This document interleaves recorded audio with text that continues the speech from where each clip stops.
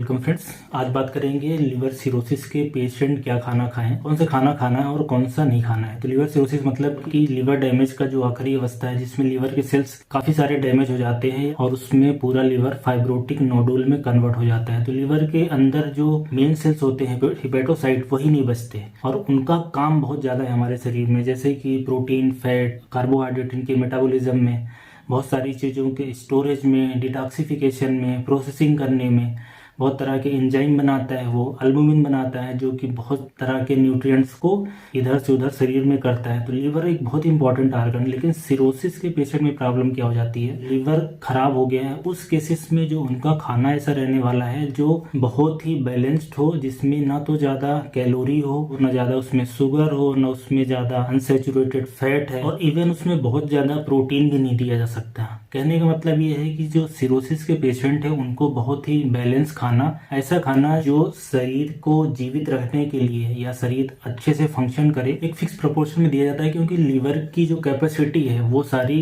खत्म हो गई है इस सारी चीज़ों को प्रोसेस करने का। और आप एक्स्ट्रा ऐसी भी चीज़ें नहीं दे सकते हो जो कि लीवर के ऊपर टॉक्सिन जैसा काम करे, उसके अंदर ऑक्सीडेटिव स्ट्रेस बढ़ाए, उसको और डैमेज करे। तो क्या चीज़ें खानी है अगर उसकी बात करें तो इंडिया में हम लोग इतने खुश नसीब हैं कि हमारे पास बहुत तरह के नेचुरल फूड सोर्सेस उपलब्ध हैं। तो जो लीवर सिरोसिस के पेशेंट हैं उनके लिए सब्जियां, वेजिटेबल्स सारी तरह की, पर लिमिटेड अमाउंट में, और साथ में फ्रूट लिमिटेड अमाउंट में बहुत अच्छे रहते हैं, क्योंकि इनके अंदर एंटीऑक्सीडेंट होता है, फाइबर होता है, मिनरल्स होते हैं, ट्रेस मिनरल्स होते हैं जो कि लीवर के लिए अच्छे हैं और इनमें कैलोरी भी कम होती है। तो आप ऑलमोस्ट सारी तरह की सब्जियां हैं वो खा सकते हो जो आपको सूट करती हो, जो आपको पसंद है। हरी सब्जियां भी हो सकती हैं, आलू भी हो सकती है, दूसरी भी सब्जियां हो सकती हैं, कोई ज़्यादा परेशानी की बात नहीं। और फलों की बात करें तो ऑलमोस्ट सारे तरह के फल, जैसे कि केला है, ऑरेंज है, एप्पल है, अंगूर है, तो ऑलमोस्ट सारे। बट अगर डायबिटीज है उस हिसाब से उसको थोड़ा ध्यान रखना है और एक साथ बहुत सारा नहीं खाना है। तो फलों के जूस, सब्जियां, सब्जियों के सूप, ये बहुत अच्छा रहेगा। इसके अलावा जो ड्राई फ्रूट्स होते हैं जैसे कि बादाम है, इसके अलावा अखरोट है, पिस्ता और काजू, ये भी काफ़ी अच्छे हैं, क्योंकि इनके अंदर एक जो अच्छा वाला फैट होता है, ओमेगा 3 फैटी एसिड है, वो होता है जो कि शरीर को चाहिए। शरीर को फैट भी चाहिए लेकिन अच्छी क्वालिटी वाला और कम अमाउंट में, तो वो चीज़ें यहाँ से मिल जाती हैं। और इसके अंदर फाइबर वगैरह भी होता है। ऐसे ही सीड, जैसे कि पंपकिन सीड है, सनफ्लावर सीड है, चिया सीड है, तो ये सीड भी अच्छे रहते हैं क्योंकि इनके अंदर भी काफ़ी तरह की अच्छी चीज़ें होती है और इनमें कैलोरी भी कम होती है। अनाज की बात करें तो आपको अनाज जो साबुत अनाज हो सकता है वैसा खा सकते हैं, जैसे कि ओट है या बाजरा है, रागी है, किनोया है, गेहूं है, उसको भी आप दलिए के रूप में ले सकते हैं या आटा भी ले सकते हैं। एक आध रोटी खा सकते हैं, एक दो रोटी, लेकिन वो मैदा नहीं हो ज़्यादा, मतलब वो रिफाइंड ना हुआ हो, उससे फाइबर ना निकला हुआ हो। और राइस भी खाई जा सकती है पर लिमिटेड अमाउंट में, और पॉलिश्ड राइस ना हो, सफ़ेद नहीं हो, ब्राउन राइस हो। तो अनाज भी खाया जा सकता है। और ऐसे ही दालें और बीन्स, किसी भी तरह की दाल हो या बीन्स हो, इसमें आपको बस ये देखना है कि दालों और बीन्स में प्रोटीन होता है। तो प्रोटीन की जो डिमांड है उसको कैलकुलेट कर लें कि कितना हम दिन में खा सकते हैं। तो दाल और बीन्स भी खाई जा सकती है, और इसके अलावा सलाद, ये सारी चीज़ें बहुत आसानी से उपलब्ध हैं। तो इस तरह की आप चीज़ें खाएं। और क्या चीज़ें नहीं खानी है, तो ऐसी चीज़ें नहीं खानी है जो बाजार में पैक्ड मिलती हैं, प्रोसेस्ड मिलती हैं। ऐसे खाने जो ज़्यादा लंबे दिनों के लिए रखे रहते हैं, प्रिजर्व किए रहते हैं, जो ज़्यादा आपको टेस्टी लगते हैं, उनमें ज़्यादा चांस है कि शक्कर होगी, रिफाइंड शक्कर, नमक बहुत ज़्यादा उसमें होगा और ऑयल बहुत होगा, स्पेशली जो ट्रांस फैट होता है वो बहुत होगा।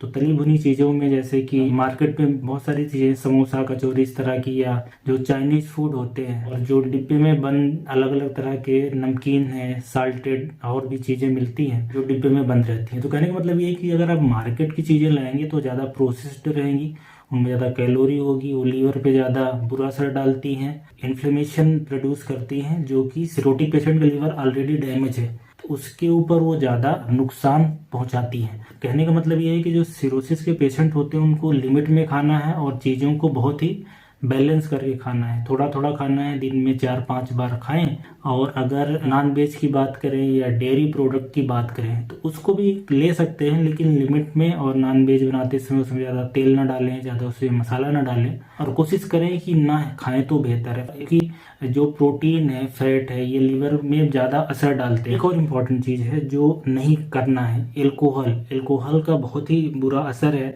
एल्कोहल बिल्कुल नहीं होना चाहिए, चाहे सिरोसिस के पेशेंट हो, फैटी लीवर का हो, हेपेटाइटिस का हो। आपको समझना है कि लीवर में किसी भी तरह की इंजरी हो जिसकी शुरुआत हुई है, नॉर्मली हेल्दी लीवर रहता है, उसमें पहले फैट सेल्स आते हैं, फैट सेल्स आने के बाद लीवर के अंदर इन्फ्लेमेटरी सेल्स आते हैं, लिम्फोसाइट, न्यूट्रोफिल। इन्फ्लेमेशन की वजह से फाइब्रोसिस होती है, कोलेजन फाइबर, फाइब्रोब्लास्ट आते हैं। जब फाइब्रोसिस बहुत बढ़ जाती है उसको हम लोग सिरोसिस बोलते हैं। तो सिरोसिस में बहुत सारा हिस्सा खत्म हो जाता है, थोड़ा सा हिस्सा बचता है। एक तो जैसे कि मीट की बात करी, मीट नहीं खाना है, एल्कोहल है, ऐसी चीजें जिसमें ज़्यादा सोडियम होता है, ऐसी चीजें जिसमें ज़्यादा शक्कर है, ऐसी चीजें जो डिब्बे में बंद है, तली भुनी है, वो सारी चीजें नहीं खानी है। और ऐसी चीजें जो आपके घर में बनती हैं, मार्केट से हम लोग सब्जियां ला सकते हैं। इंडिया में अनाज आसानी से उपलब्ध है, हमारे यहाँ फल आसानी से उपलब्ध है, मानसून ऐसा है हमारा। तो ये सारी चीज़ें खानी हैं और कैलोरी का स्पेशली आपको ध्यान रखना है, क्योंकि सिरोसिस में ऐसा भी नहीं हो सकता है कि आप बहुत कम खाएं, क्योंकि मांसपेशियों के लिए प्रोटीन चाहिए, हार्मोन के लिए प्रोटीन चाहिए, जो सेल्स होते हैं उनके लिए थोड़ा बहुत फैट चाहिए, और शरीर के लिए शुगर भी चाहिए, उसी से तो एनर्जी मिलती है। तो सारी चीज़ें बैलेंस में खानी है। और अगर एक लाइन में बोलना चाहूँ कि अगर आप बाहर की चीज़ें नहीं खाते हो, घर में हेल्दी खाना बनवा के खाते हैं जिसमें ज़्यादा नमक, शक्कर और तेल नहीं हो, तो वो आपके लिए परफेक्ट होगा।